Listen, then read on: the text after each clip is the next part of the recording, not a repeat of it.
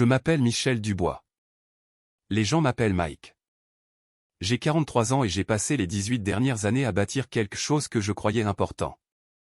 3 succursales de mon enseigne à travers la région métropolitaine. Des cafés avec mon nom sur le bail. Ma sueur dans les fondations. Mon argent pour garder les lumières allumées. Pas glamour, mais un travail honnête. Celui qui vous permet de dormir la nuit. Ou du moins, c'est ce que je pensais. J'ai épousé Jennifer Martin il y a 21 ans. Elle avait 20 ans à l'époque. Le visage frais et pleine de projets.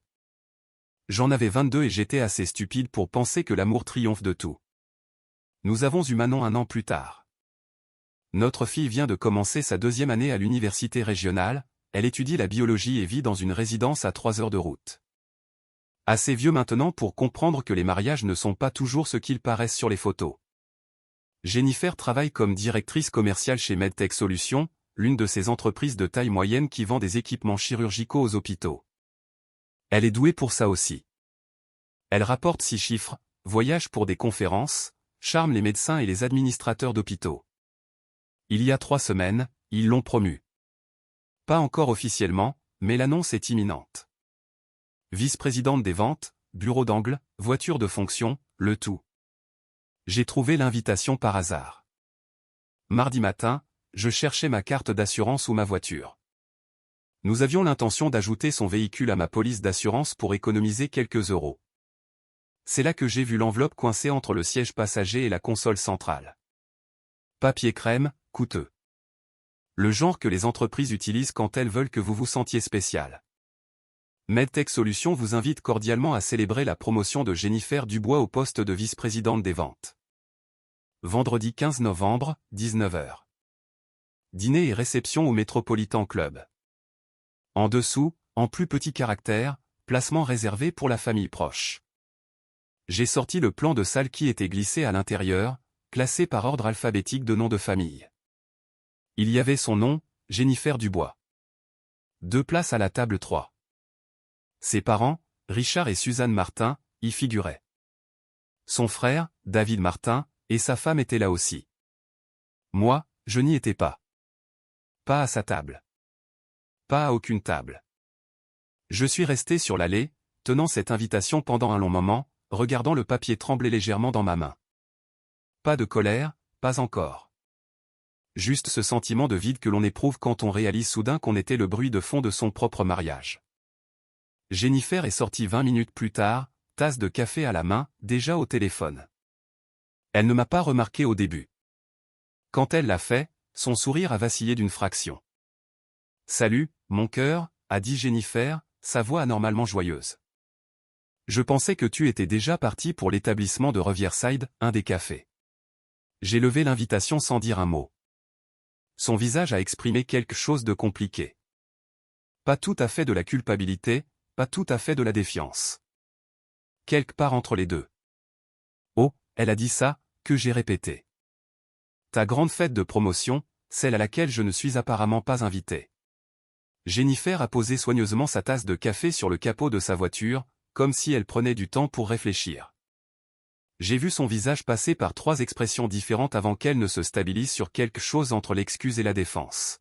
« Mike, ce n'est pas ce que tu crois », a-t-elle dit. « Alors dis-moi ce que c'est », ai-je répondu, parce que ce que je crois, c'est que ma femme est promue VP et que je ne suis pas invité à la voir célébrer ça. Jennifer a croisé les bras. C'était toujours son signe révélateur. Quand elle est sur le point de dire quelque chose que je n'aimerais pas. Elle croise les bras comme pour se protéger de la vérité. Mes parents ont demandé les placements de sièges, a-t-elle dit. Tu sais comment mon père est avec ces choses d'entreprise. Il est très particulier sur les apparences. Les apparences ? J'ai répété. Ton père se soucie tellement des apparences que son gendre depuis 21 ans ne figure pas sur la liste des invités. C'est compliqué, Mike. Puis elle a décomposé. Jennifer a détourné le regard vers la rue où notre voisin promenait son chien, n'importe où sauf sur moi. Il pense qu'Auguste devrait être là. Le nom m'a frappé comme de l'eau froide. Auguste Parker, son petit ami de l'université, le gars avec qui elle a eu une relation pendant 2 ans avant que nous nous rencontrions. Un consultant en hôtellerie qui portait des costumes chers et parlait des marges bénéficiaires des restaurants comme si c'était l'évangile. Je l'avais rencontré exactement 2 fois. Une fois à la retraite d'entreprise de Jennifer il y a 4 ans. Une fois à la fête d'anniversaire de son père l'été dernier. Les 2 fois, il m'avait regardé comme si j'étais le personnel de service. Auguste, ai-je dit, ton ex-petit ami Auguste. C'est Auguste-là. Il consulte pour mon entreprise maintenant, a dit Jennifer avec ce ton défensif qui lui revenait. Il nous aide à restructurer notre stratégie de distribution. Il est en fait très précieux pour l'équipe. C'est super, Jen. Merveilleux. Mais ça n'explique pas pourquoi il a un siège à ta célébration et pas moi. Elle a finalement croisé mon regard. Sa mâchoire était serrée parce que, mes parents l'aiment bien. D'accord. Ils l'ont toujours aimé. Ils pensent qu'il est plus. Plus à leur niveau. Leur niveau. Tu vois ce que je veux dire? Mike, ils parlent leur langue. Le monde de l'entreprise, le réseautage, toute cette scène. Tu es doué dans ce que tu fais, mais gérer des cafés n'est pas exactement. Elle s'est interrompue, mais le reste de la phrase flottait dans l'air. N'est pas exactement impressionnant pour des gens comme eux. J'ai senti quelque chose bouger dans ma poitrine. Pas encore de colère, quelque chose de plus froid que ça. Alors, laisse-moi m'assurer d'avoir bien compris, ai-je dit, gardant ma voix égale. Tes parents aiment mieux ton ex-petit ami que ton mari. Et au lieu de leur dire que c'est de la folie, tu as simplement accepté? Sans même m'en parler? Me laissant le découvrir par accident? J'allais te le dire, a dit Jennifer, mais même elle ne semblait pas convaincue, vendredi soir, quand je te demanderai comment s'est passée la fête. Elle n'a pas répondu à ça. Elle est restée là, dans l'allée, les bras toujours croisés, me regardant comme si c'était moi qui étais déraisonnable. Tu sais ce qui est le pire, ai-je dit. Ce n'est pas que tu n'aies pas plaidé pour moi. C'est que tu n'as même pas pensé que je m'en soucierais assez pour me battre. Je lui ai tendu l'invitation. Elle l'a prise, mais ne l'a pas regardée. Je dois aller à l'établissement de Riverside, ai-je dit. Les livraisons d'inventaire arrivent à 9 heures. Je suis passé devant elle, suis monté dans mon utilitaire et suis parti. Dans le rétroviseur, je pouvais la voir toujours debout dans l'allée, tenant cette enveloppe couleur crème comme si elle pouvait prendre feu. Mais voici ce qu'il faut savoir sur les gens silencieux. Nous ne vous montrons pas toujours quand nous sommes blessés. Nous faisons juste de nouveaux plans. L'établissement de Riverside avait besoin de moi, mais pas autant que j'avais besoin de lui. Parfois, il faut une raison pour sortir de sa propre tête. Et compter l'inventaire est aussi bon qu'une autre. De plus, je réfléchis mieux quand mes mains sont occupées. J'ai passé le mardi à organiser le stock, à vérifier les calendriers de livraison, à former le nouveau gars sur la machine à expresso.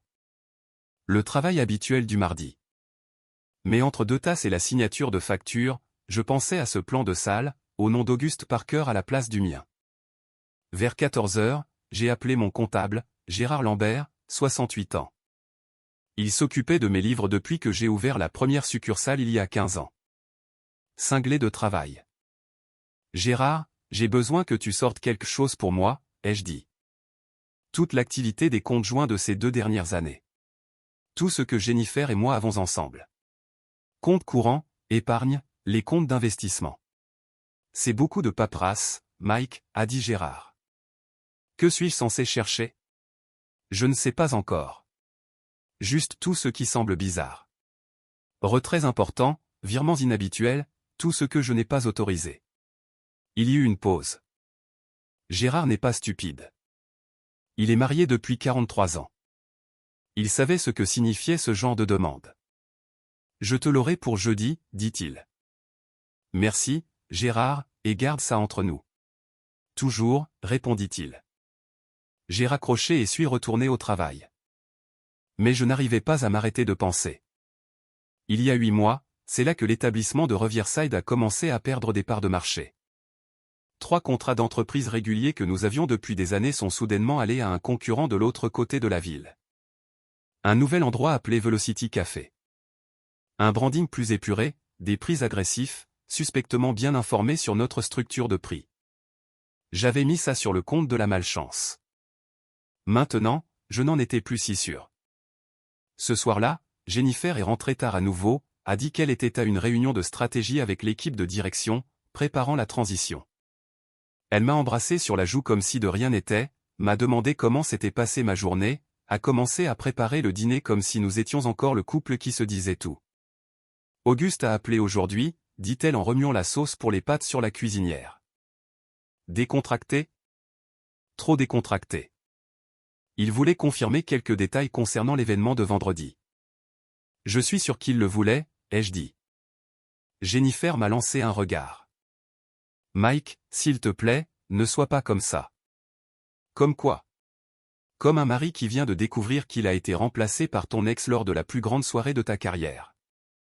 Tu n'as pas été remplacé. Tu es dramatique. J'ai posé ma bière, les regardé droit dans les yeux. Quand Auguste a-t-il commencé à conseiller ton entreprise? Je t'ai dit qu'il aidait avec les stratégies de distribution. Quand cela a-t-il commencé? Elle s'est retournée vers la cuisinière. Peut-être il y a 6, 7 mois. Je ne me souviens plus exactement. Essaie de te souvenir. Pourquoi est-ce important, Mike? Le remuement de Jennifer s'est arrêté une seconde. Puis elle a ri. Vraiment ri. Tu penses qu'Auguste donne des informations à tes concurrents? C'est paranoïaque, même pour toi, n'est-ce pas? C'est un consultant en hôtellerie. Il connaît l'industrie. Il travaille avec toi, ce qui signifie qu'il a été au courant de nos conversations, de nos discussions financières. Tu ne lui dis rien sur mon entreprise. Bien sûr que non. Tu es sûr de ça? Parce que tu ne m'as pas dit du tout que tu travaillais avec lui. Alors, excuse-moi si je ne prends pas ta parole pour argent comptant. La sauce a commencé à déborder. Jennifer a éteint le feu, a déplacé la casserole et est restée là, le dos tourné vers moi. Ses épaules étaient tendues. Je pense que je vais dormir dans la chambre d'amis ce soir, ai-je dit. Mike, je ne suis pas en colère, Jen. Je suis juste fatigué, et j'ai besoin d'espace pour réfléchir. Je l'ai laissé dans la cuisine et suis monté. La chambre d'amis contenait encore des cartons depuis que nous avions fait sortir les affaires de Manon pour l'université. Je les ai écartés, me suis allongé sur le lit et j'ai fixé le plafond. Mon téléphone a vibré. Un SMS de Manon. Salut papa. On peut parler ce week-end? Quelque chose me tracasse. J'ai fixé ce message pendant un long moment avant de répondre. Bien sûr, ma chérie. Appelle-moi quand tu veux. Elle n'a pas répondu tout de suite. Ce n'était pas son genre. Manon répondait toujours immédiatement. J'ai posé le téléphone et j'ai fermé les yeux. Mais je ne dormais pas. Je pensais aux chronologies, aux coïncidences qui n'en étaient pas, aux messages étranges de ma fille et aux mensonges anodins de ma femme. Au fait, si vous écoutez ceci et que ça vous touche, faites-moi une faveur, cliquez sur ce bouton d'abonnement. Cela aide plus que vous ne le pensez. 97% d'entre vous ne le font pas. Et croyez-moi, ça fait une différence. Gérard a appelé jeudi matin pendant que j'ouvrais l'établissement du centre-ville. Mike, tu dois venir dans mon bureau, dit-il. Pas de salutations, pas de bavardage. C'est là que j'ai su que c'était grave. J'y suis arrivé à 10 heures.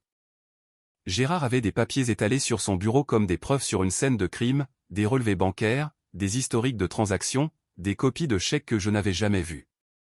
Dis-moi ce que je regarde, ai-je dit. Gérard a pointé la première pile, le compte d'épargne joint, toi et Jennifer. Il y a 3 ans, vous aviez 240 000 € dedans. L'argent de l'assurance vie de ton père, plus ce que tu avais économisé grâce aux franchises. C'est ça. C'est notre fonds de retraite. C'était ton fonds de retraite, dit Gérard. Il m'a glissé un autre papier. Il y a 18 mois, Jennifer a retiré 80 000 €. La mention indique opportunité d'investissement. Mon estomac s'est effondré.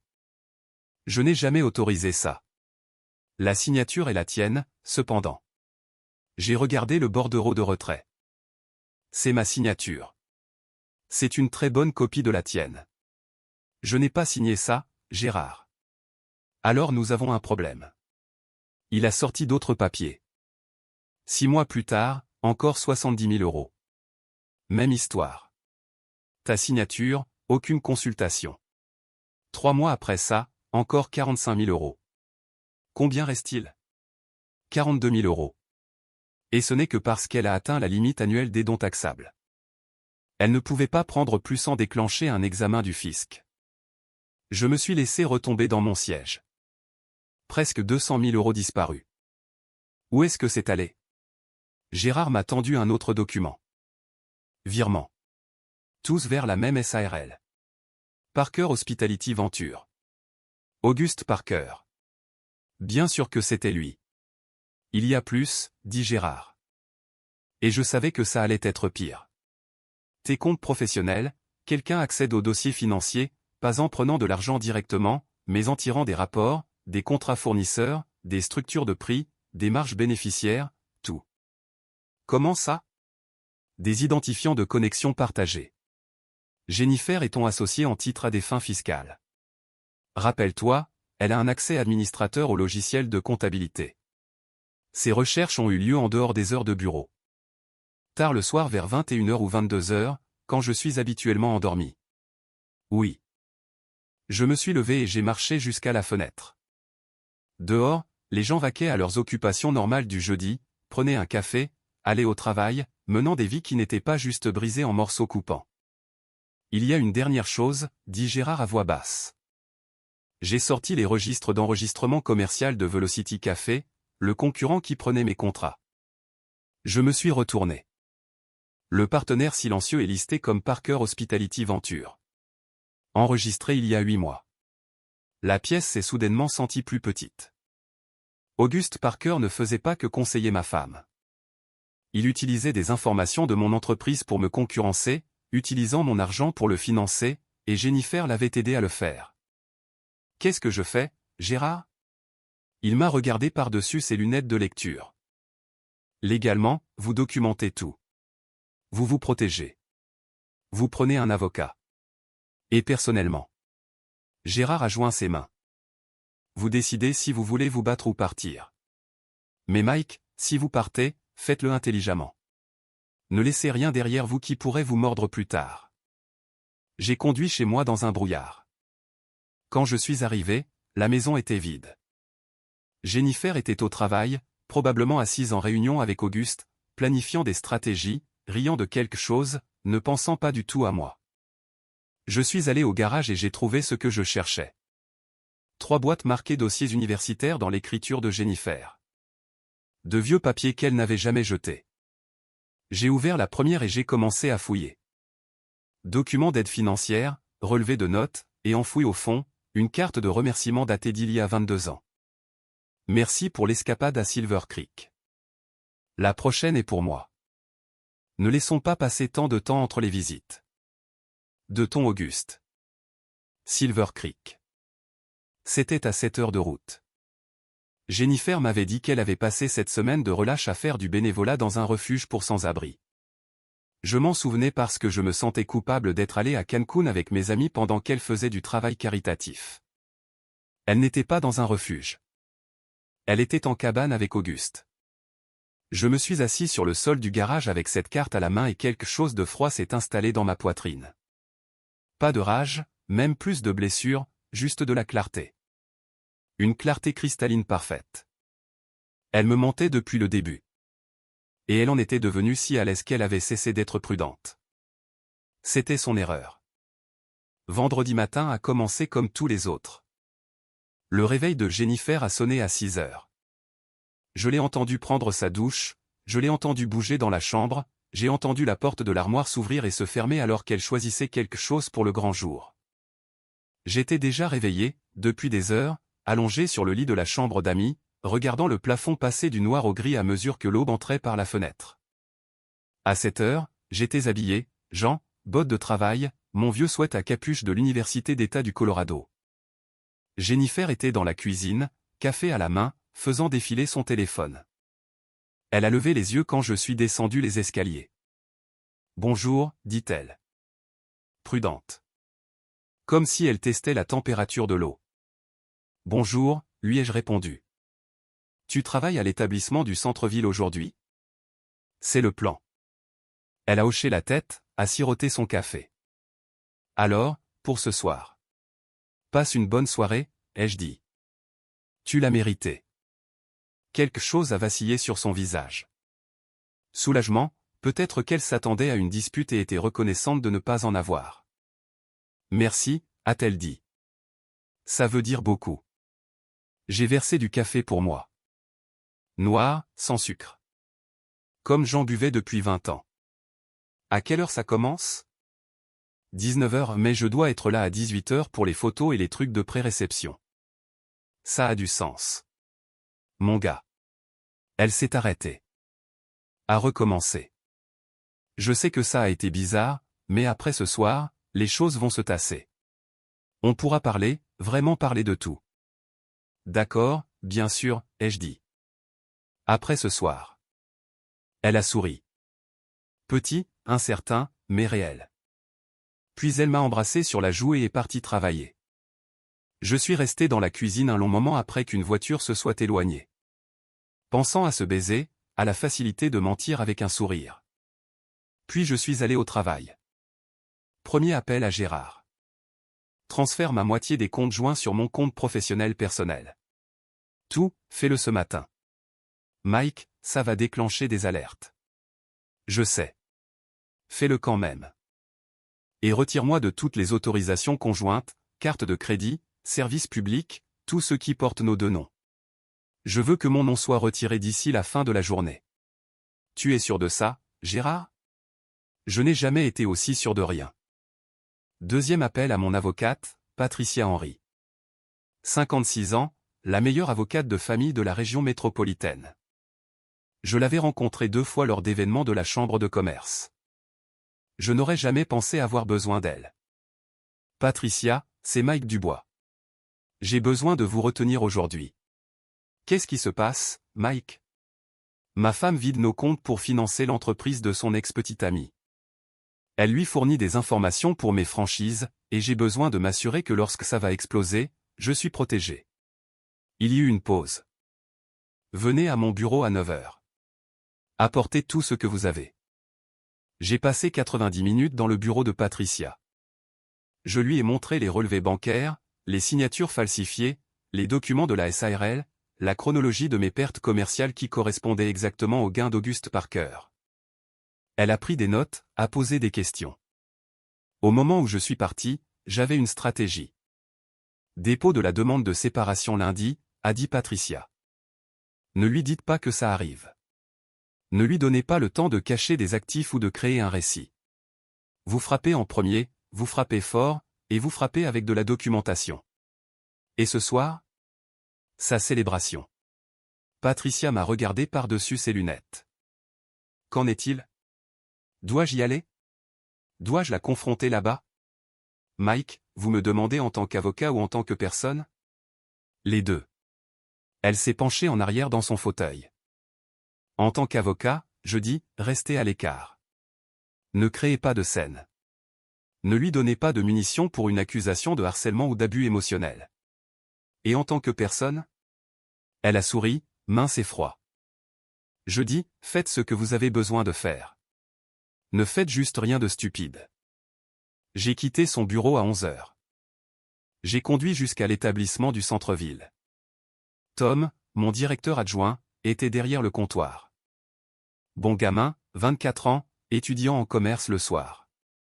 Tom, j'ai besoin que tu gères les 3 établissements à partir de lundi, ai-je dit.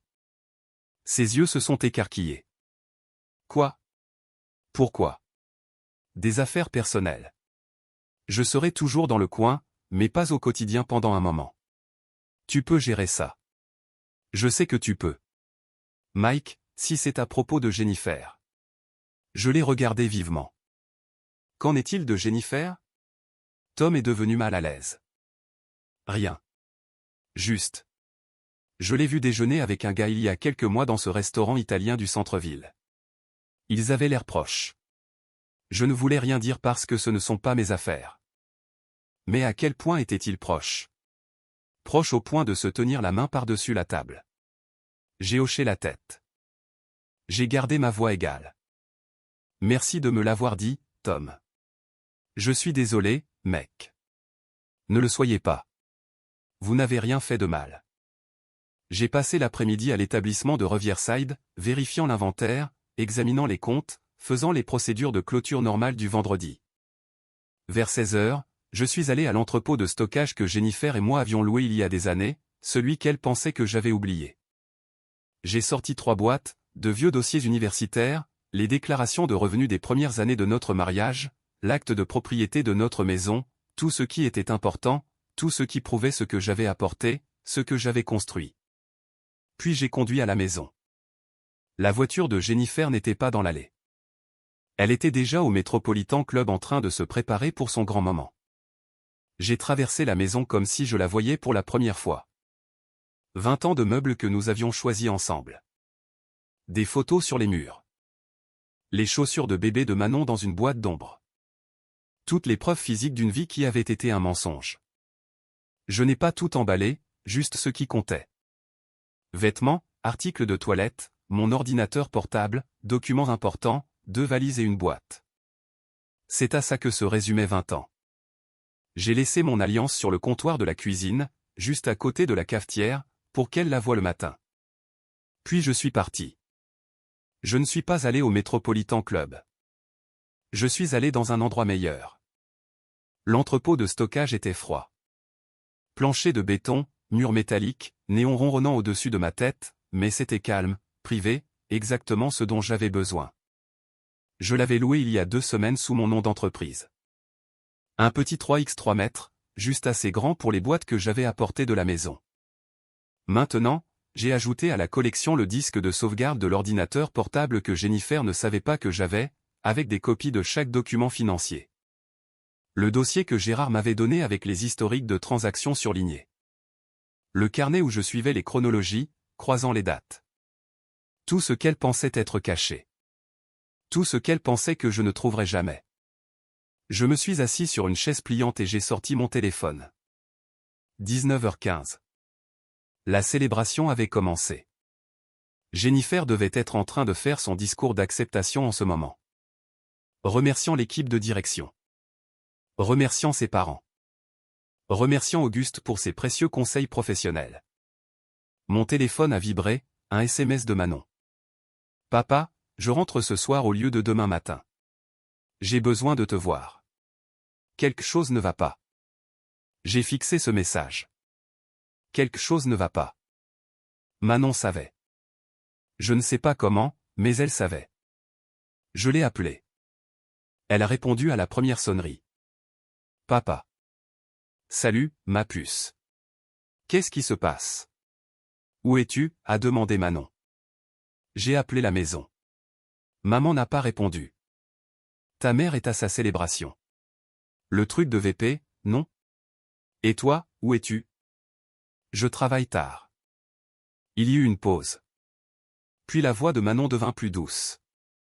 Papa, ne me mens pas, s'il te plaît. J'ai fermé les yeux. Combien sais-tu? Mamie m'a appelé la semaine dernière. Elle m'a demandé si j'étais excité pour la promotion de maman.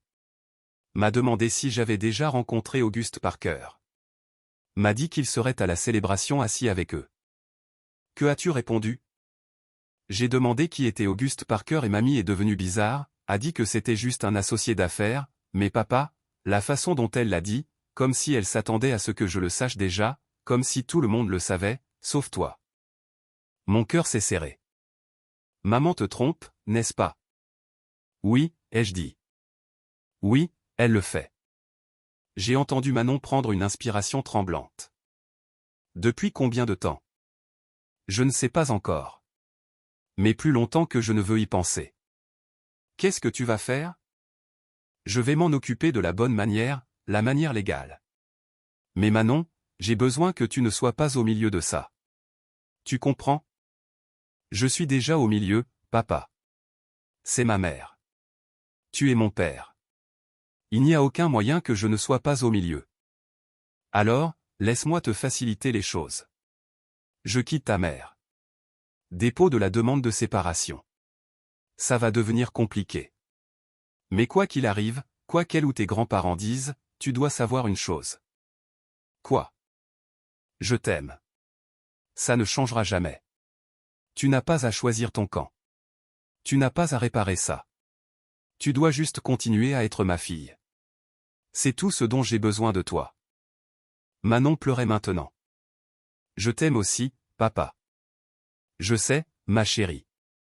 Maintenant, fais demi-tour. Retourne au campus. Ne rentre pas ce week-end. Crois-moi sur ça. Mais Manon, laisse-moi gérer cette partie, s'il te plaît. D'accord. Elle est restée silencieuse un long moment, puis, d'accord. Mais papa, quand ce sera fini, quand tout sera réglé, je suis de ton côté, juste pour que tu le saches. J'apprécie ça, ma chérie, plus que tu ne le penses. Nous avons raccroché. Je suis resté assis là dans le local de stockage, entouré de preuves de la trahison de ma femme et j'ai senti quelque chose changer. Plus de colère, plus de blessures, quelque chose de plus froid, quelque chose de définitif. J'ai ouvert Instagram de Jennifer. Elle avait posté il y a 10 minutes, une photo d'elle au pupitre en plein discours, souriant à la foule.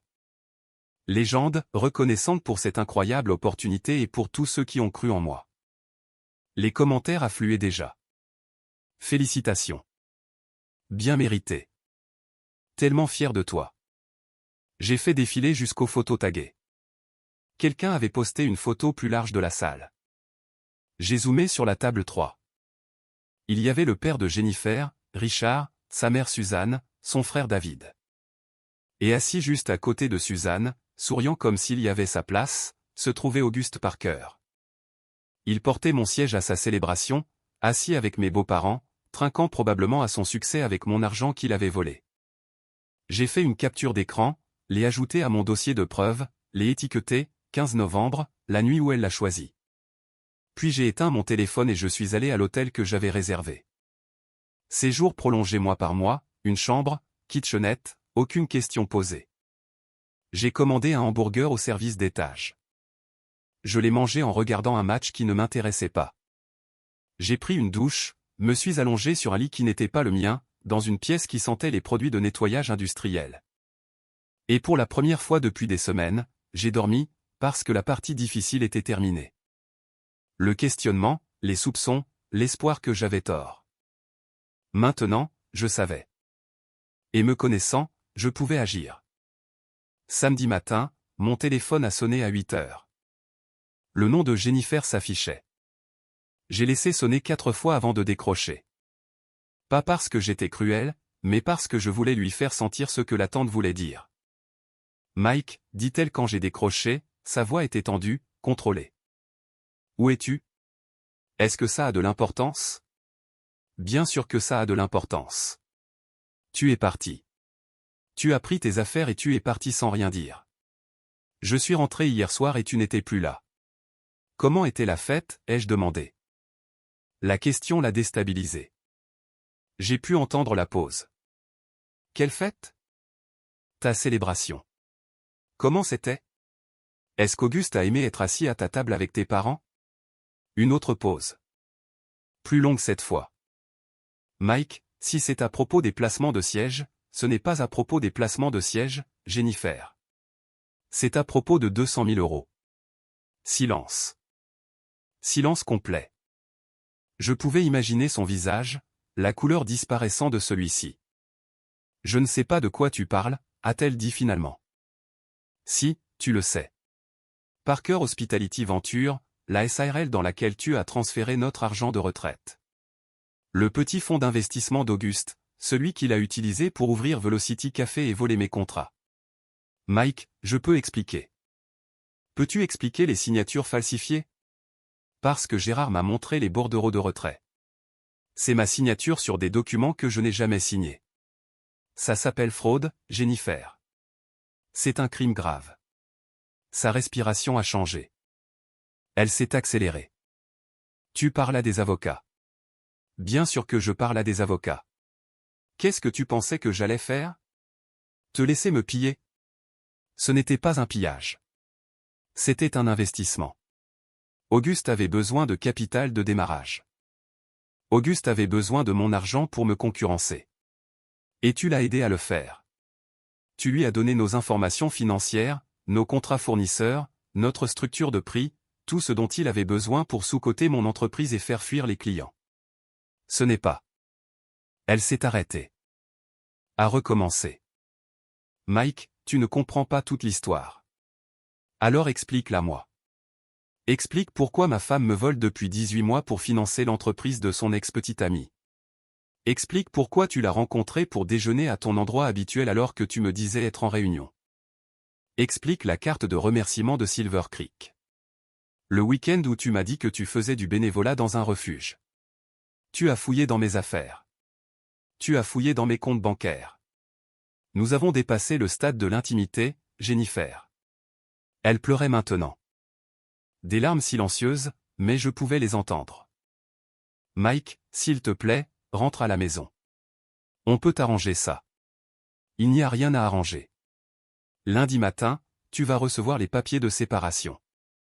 Mardi matin, je vais déposer une plainte pour fraude et vol d'identité. Et d'ici la fin de la semaine prochaine, tous les clients que tu m'as volés sauront exactement ce qu'est Auguste Parker. Tu ne peux pas faire ça. C'est de la diffamation. Ce n'est pas de la diffamation si c'est vrai. Et j'ai la documentation, Jennifer. Relevé bancaire, signature falsifiée, historique de transaction, tout ce que ton nouveau salaire de VP ne peut pas faire disparaître. Elle est restée silencieuse un long moment. Et Manon? Que arrive-t-il à elle si je vais en prison? Manon a 19 ans. Elle est adulte.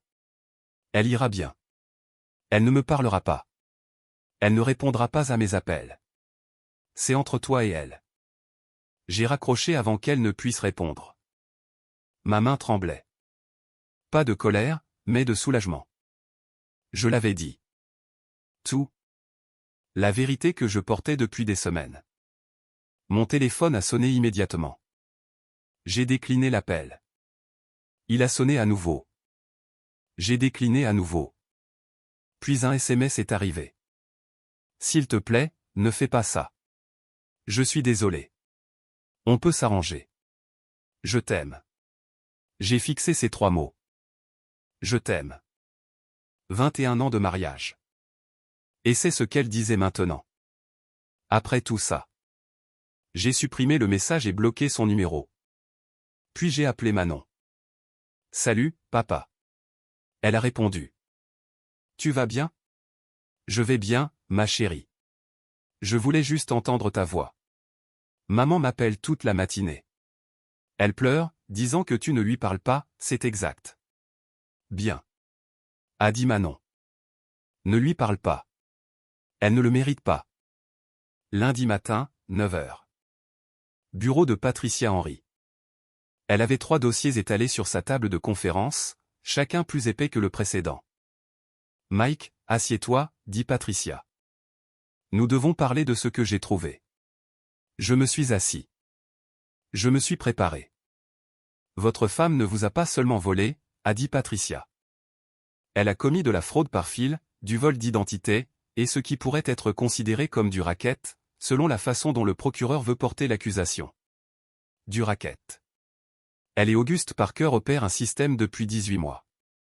Ils prennent vos renseignements d'affaires, les utilisent pour sous-coter vos établissements de franchise, puis transfèrent les bénéfices via la SARL. C'est une activité criminelle organisée. Ça correspond au statut RICO. Je me suis laissé retomber dans mon siège. Vous dites que ma femme dirige une entreprise criminelle. Techniquement, oui. Mais voici où ça devient intéressant. Patricia a sorti un autre document. J'ai demandé à un enquêteur privé de faire des recherches sur Auguste Parker. Il s'avère que ce n'est pas sa première fois. Elle a glissé un papier sur la table. Jugement de l'Oregon. Auguste Parker a été poursuivi par son ancien partenaire commercial pour fraude et détournement de fonds. Règlement à l'amiable il y a 3 ans pour un montant non divulgué. Il a déjà fait ça. Au moins une fois, probablement plus, ai-je dit. Et Jennifer ne le savait pas ou ne s'en fichait pas. Qu'est-ce que ça signifie pour la séparation? Patricia a souri, mince et tranchant. Ça signifie que vous avez un levier. Les accusations criminelles suspendues au-dessus de sa tête ont tendance à rendre les gens très arrangeants dans les négociations de divorce. Vous voulez la maison, vous l'aurez. Vous voulez la garde complète de tous les biens communs? Fait. Vous voulez qu'elle vous rembourse les fonds volés? Elle le fera. Parce que l'alternative est d'expliquer à un jury pourquoi elle a falsifié votre signature. Et Auguste? Qu'en est-il de lui? Peut-on le poursuivre aussi? Patricia s'est penchée en avant. Mike, je suis votre avocate, pas la sienne. Mais si vous deviez déposer une poursuite civile contre Parker Hospitality Venture pour interférence délictuelle avec les relations commerciales et fraude. Et si cette poursuite incluait juste par hasard des demandes de divulgation pour tous ces dossiers financiers, eh bien, ce serait parfaitement légal. Faites-le. Ai-je dit. Vous êtes sûr? Les poursuites civiles sont coûteuses, longues. Patricia a hoché la tête. Je vais rédiger les papiers d'ici mercredi.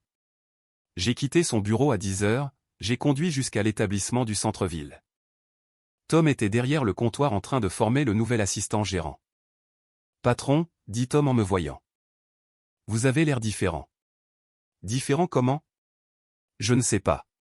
Plus léger peut-être. J'ai souri. C'est parce que j'ai enfin laissé tomber environ 60 kilos de poids mort. Tom a ri. Puis son expression est devenue sérieuse. Mike, je dois vous dire quelque chose. Ce concurrent, Velocity Café, ils m'ont appelé la semaine dernière, ont essayé de me recruter, m'ont offert 20% de plus que ce que vous me payez. Qu'avez-vous répondu?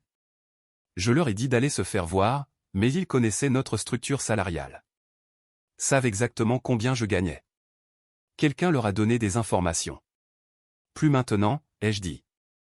Ce pipeline est coupé. Tom, regarde mon visage. C'est à propos de Jennifer, n'est-ce pas? Oui, c'est ça. Je suis désolé, mec. Ne le soyez pas. Parfois, les poubelles s'évacuent toutes seules. Il suffit de les laisser partir. J'ai passé le reste de la journée à l'établissement de Riverside, vérifiant l'inventaire, examinant les comptes, parlant aux clients réguliers, revenant au rythme du travail. Vers 15 heures, mon téléphone a vibré. Un SMS d'un numéro inconnu. Ceci est Richard Collins, le père de Jennifer. Nous devons parler. J'ai fixé ce message pendant un long moment. Richard Collins, l'homme qui m'avait exclu de la célébration de sa fille parce que je n'étais pas assez riche selon ses critères. J'ai répondu par SMS, parlez à mon avocate, Patricia Henry. Elle vous donnera mes conditions. 3 points sont apparus, puis ont disparu, puis sont réapparus. Finalement, c'est une affaire de famille. Ça devrait rester dans la famille. Vous auriez dû y penser avant d'inviter Auguste Parker à prendre ma place, ai-je écrit. Nous avons terminé ici. J'ai bloqué le numéro. Mon téléphone a sonné immédiatement. Suzanne Collins cette fois. La mère de Jennifer. Je l'ai laissé aller à la messagerie vocale. Puis David Collins, le frère de Jennifer. Messagerie vocale. Puis Jennifer à nouveau à partir d'un autre numéro. Messagerie vocale. Ils encerclaient les wagons. Essayaient de contrôler le récit, d'essayer de faire de moi le méchant, mais j'avais quelque chose qu'ils n'avaient pas.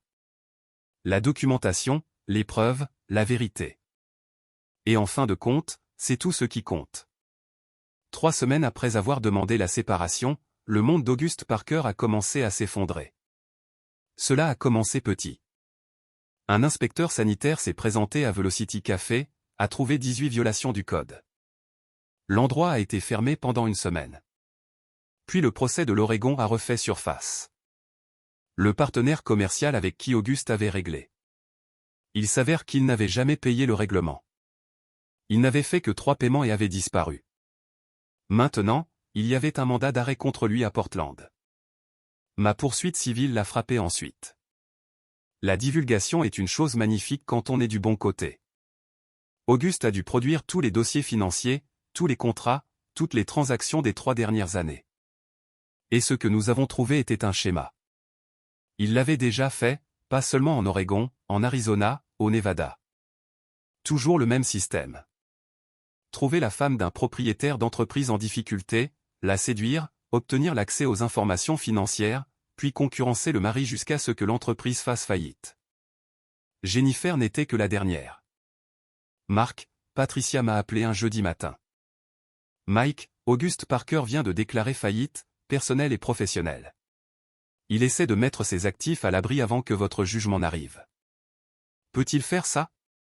Il peut essayer, mais les syndics de faillite examinent de très près les transferts d'actifs et tout cet argent qu'il a transféré sur des comptes offshore au cours des 6 derniers mois. Ils vont le récupérer. Et Jennifer? Elle est nommée co-conspiratrice dans la fraude. Si Auguste tombe, elle tombe avec lui. Je suis resté assis avec cette information pendant un long moment. 21 ans de mariage, une fille, et tout s'est résumé à ça. Ma femme faisant face à des accusations criminelles parce qu'elle a choisi le mauvais homme à qui faire confiance. Jennifer m'a appelé cette nuit-là. Première fois que je répondais à son appel depuis 3 semaines. Mike, dit-elle, sa voix était petite, brisée. J'ai besoin de ton aide. Pourquoi faire? Le procureur veut m'inculper de fraude. Patricia leur a parlé des signatures falsifiées. Ils disent que je pourrais encourir 5 ans. Vous pourriez. La fraude est un crime grave. S'il vous plaît, je vous en supplie. Retirez les accusations. Dites-leur que vous ne porterez pas plainte. Jennifer, je n'ai pas porté plainte. C'est le procureur qui l'a fait. Une fois qu'ils ont vu les preuves, c'était hors de mes mains. Mais c'est vous qui leur avez donné les preuves. Vous m'avez fait ça. Non, ai-je dit. C'est toi qui t'es fait ça. Tu m'as volé. Tu as falsifié ma signature. Tu as aidé Auguste à détruire mon entreprise. Tout ce que j'ai fait, c'est le documenter. Elle pleurait maintenant. Des larmes silencieuses, mais je pouvais les entendre. Mike, s'il te plaît, rentre à la maison. On peut réparer ça. Il n'y a rien à réparer. Lundi matin, tu vas recevoir les papiers de séparation. Mardi matin, je dépose une plainte pour fraude et vol d'identité. Et d'ici la fin de la semaine prochaine, tous les clients que tu m'as volés sauront exactement ce qu'est Auguste Parker. Tu ne peux pas faire ça. C'est de la diffamation. Ce n'est pas de la diffamation si c'est vrai. Et j'ai la documentation, Jennifer. Relevé bancaire, signature falsifiée, historique de transaction, tout ce que ton nouveau salaire de VP ne peut pas faire disparaître. Elle est restée silencieuse un long moment. Et Manon? Que arrive-t-il à elle si je vais en prison? Manon a 19 ans. Elle est adulte. Elle ira bien. Elle ne me parlera pas. Elle ne répondra pas à mes appels. C'est entre vous deux. Il y eut une longue pause. Puis Jennifer a dit quelque chose qui m'a surpris. Je suis désolé pour tout ça. J'ai été stupide. Je pensais qu'Auguste allait me rendre riche. Je pensais que nous construisions quelque chose, mais ce n'était que des mensonges. Oui, ai-je dit. C'était le cas. Me détestes-tu? J'ai réfléchi à ça. La détestais-je? Non. La haine demande de l'énergie, demande de se soucier assez pour s'accrocher à la colère. Et j'avais terminé avec les deux. Je ne te déteste pas, Jennifer. Je ne t'aime juste plus. Et c'est pire, n'est-ce pas? Elle a raccroché sans répondre. Le divorce a été finalisé 8 semaines plus tard. Jennifer a signé tout ce que Patricia lui a présenté. Elle n'a pas lutté pour la maison. N'a pas lutté pour les franchises. N'a pas lutté pour quoi que ce soit. Elle était trop occupée à gérer les accusations criminelles. Le procureur lui a proposé un marché.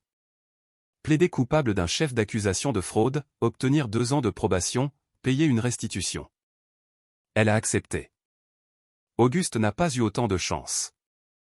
3 chefs d'accusation de fraude, un chef d'accusation de vol d'identité, plusieurs chefs d'accusation de vol. Le juge lui a donné 4 ans. Il serait libre dans 2 ans avec bonne conduite. J'ai eu la maison, j'ai eu les franchises, j'ai obtenu un jugement contre Auguste pour 200 000 € que je n'allais probablement jamais recouvrer. Mais j'ai obtenu autre chose aussi. J'ai eu Manon. Elle est rentrée pour Thanksgiving. Nous avons cuisiné ensemble, juste nous deux. Dinde, farce, purée de pommes de terre, chose normale. Papa, a-t-elle dit pendant que nous faisions la vaisselle. Est-ce que ça va? Vraiment? Oui, ma chérie. Vraiment. Je suis fier de toi d'être parti, d'avoir riposté, de ne pas avoir juste accepté. Je l'ai serré dans mes bras. Tu es la meilleure chose qui soit sortie de ce mariage. Tu le sais. Je sais, a-t-elle dit. Tu me le dis à chaque fois que je te vois. Et c'était vrai. 14 mois après la célébration de Jennifer, je me tenais à l'inauguration de ma 4e succursale. Plus grande que les autres, meilleur emplacement, équipement haut de gamme, tout ce que j'avais planifié avant qu'Auguste Parker n'essaie de me détruire. Manon était là, aidant derrière le comptoir. À la maison pour la pause de printemps, portant un des t-shirts de l'entreprise, préparant des lattes pour la foule du jour de l'ouverture. Tom gérait l'établissement du centre-ville. Maintenant, partenaire à part entière, 20% des parts de l'entreprise. Il l'avait mérité. Mon téléphone a vibré. SMS de Patricia. Le règlement est passé. Le syndic d'Auguste a récupéré 140 000 € sur des comptes offshore. Chèque en cours. Pas tout ce que j'avais perdu, mais assez. Plus qu'assez. Une femme s'est approchée du comptoir. 35 ans, blonde, sourire confiant. Cet endroit est incroyable, a-t-elle dit. Depuis combien de temps êtes-vous en affaires? 15 ans, ai-je dit. J'ai commencé avec un seul établissement. Maintenant, nous en sommes à 4. C'est impressionnant. J'ouvre une boulangerie de l'autre côté de la rue. Peut-être pourrions-nous faire un partenariat. Votre café, mes pâtisseries, peut-être. Je suis Mike, au fait, ai-je dit. Sarah, a-t-elle dit en tendant la main. Sarah Lambert. Nous avons parlé pendant 20 minutes d'affaires, du quartier, de choses sans importance, et c'était facile, naturel, comme une conversation est censée l'être. Quand elle est partie, Manon est venue. Elle te faisait du gringue, papa. Non, elle ne. Elle t'a donné ta carte de visite avec son numéro personnel écrit au dos. J'ai regardé la carte. Effectivement, 10 chiffres en écriture soignée. Tu devrais l'appeler, a dit Manon. Peut-être que je le ferai. Papa, ça fait plus d'1 an. Maman est passée à autre chose. Tu devrais le faire aussi. Ta mère est passée à autre chose 2 ans avant que nous nous séparions. C'est différent. Alors appelle ça une revanche. Appelle ça comme tu veux. Mais appelle-la. J'ai mis la carte dans ma poche. On verra. Ce soir-là, après que la foule de l'inauguration se soit calmée. Je me suis assis dans mon nouveau bureau en regardant les livres. Les chiffres étaient bons. Mieux que bons. L'entreprise prospérait. Mon téléphone a vibré. SMS de Jennifer. J'ai vu la nouvelle concernant le nouvel établissement. Félicitations. Tu le mérites. J'ai fixé ce message un long moment. Puis je l'ai supprimé sans répondre, parce que c'est ça, avancer. On ne peut pas le faire si on regarde toujours en arrière. J'ai sorti la carte de visite de Sarah, j'ai regardé ces 10 chiffres, j'ai pensé à ce que Manon avait dit, puis j'ai envoyé un SMS, « Salut, c'est Mike du café. Ça te dirait de prendre un dîner cette semaine pour parler de ce partenariat. » 3 points sont apparus. Puis, j'adorerais. Vendredi te conviendrait? Vendredi est parfait, ai-je écrit. J'ai posé le téléphone et j'ai regardé autour de mon bureau. La photo encadrée de Manon sur le mur, la licence commerciale avec mon nom dessus, la vie que j'avais reconstruite à partir de rien. Jennifer m'avait pris beaucoup de choses. Argent, temps, confiance. Mais elle n'avait pas pris les choses qui comptent. Elle n'avait pas pris ma capacité à construire quelque chose de réel, à me relever, à recommencer. Et au final, c'est ce qui nous a séparés. Elle avait tout parié sur un escroc et avait perdu. J'ai parié sur moi-même et j'ai gagné.